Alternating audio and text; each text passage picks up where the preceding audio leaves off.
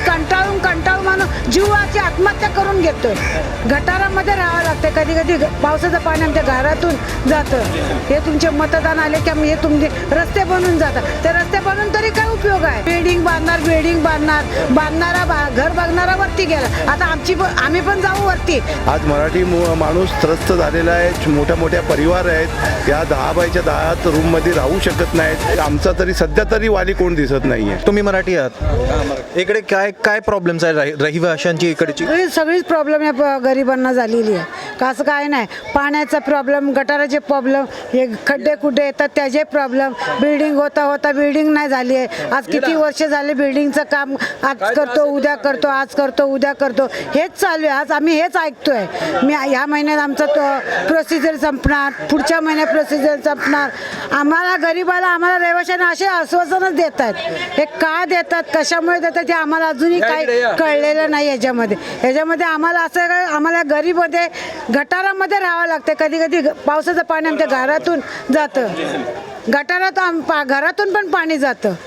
नाल्या तुंबल्या, मोऱ्या तुंबल्या की सगळं पाणी मोरीच्या आतमध्ये आलं की डायरेक्ट मग घरामध्ये. माणसांनी राहायचं तरी कसं? आम्ही गरिबांनी काहीतरी आमची सोयीस्कर करायचं. हे तुमचे मतदान आले की हे तुमचे रस्ते बनून जातात. ते रस्ते बनून तरी काय उपयोग आहे?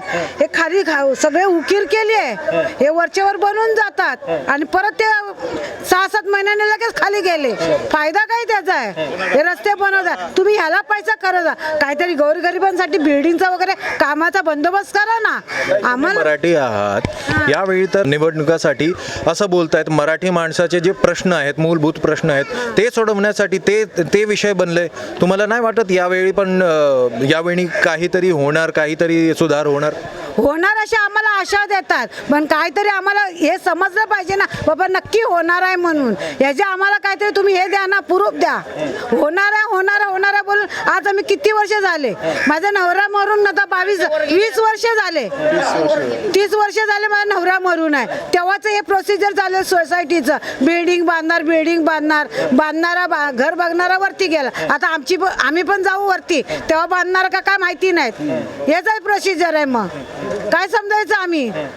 आमच्या मुलाबाळांना काहीच माहिती नाही. आमची लहान मुलं आहेत, त्यांना काय माहिती? आम्ही असताना तर आम्ही केलं तर आम्ही काहीतरी पुढे मागे आम्ही करू शकतो ना. हे आम्हालाच फायदा नाही त्याचा, तर तुमचा सोसायटीचा पण आम्हाला काही फायदा नाही आहे. इथे इतके वर्ष इकडे कोणाची सत्ता होती?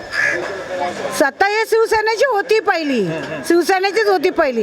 पण त्यांनी काय आता सोसायटीचं काम हातात घेतलेलं नाहीये. हे आता प्रेमनगरचे housing society, Indira Gandhi society, या सोसायटी अलग झालेल्या आहेत. त्या एकत्र येत नाही तोपर्यंत बिल्डिंगचं काम होऊ शकत नाही. हे मी माझ्या मते सांगते. मी सोसायटी वेगळी केली, ह्यांनी सोसायटी वेगळी केली, तुम्ही सोसायटी वेगळी केली. मग कसं बिल्डिंगचं काम होणार? रहिवाशांनी काय बोलायचं आणि काय म्हणून समजून राहायचं? इथे असं झालेलं आहे. माणूस कंटाळून माणूस जीवाची आत्महत्या करून घेतोय. काय करून फायदा याचा? सर, मी कोणाचं नाव घेत नाही आहे, पण काही राजकारणींचं असं बोलणं होतं की मराठी माणसाची इकडे टक्केवारी घसरली आहे, मराठी माणसाची जी मूलभूत प्रश्न आहे ते आम्ही सोडू. इतके वर्ष झालेत, काही झालं नाही इकडे. असं म्हणायचं की घसरलाही असेल तर त्याला कारणीभूत आम्ही नाही आहे ना.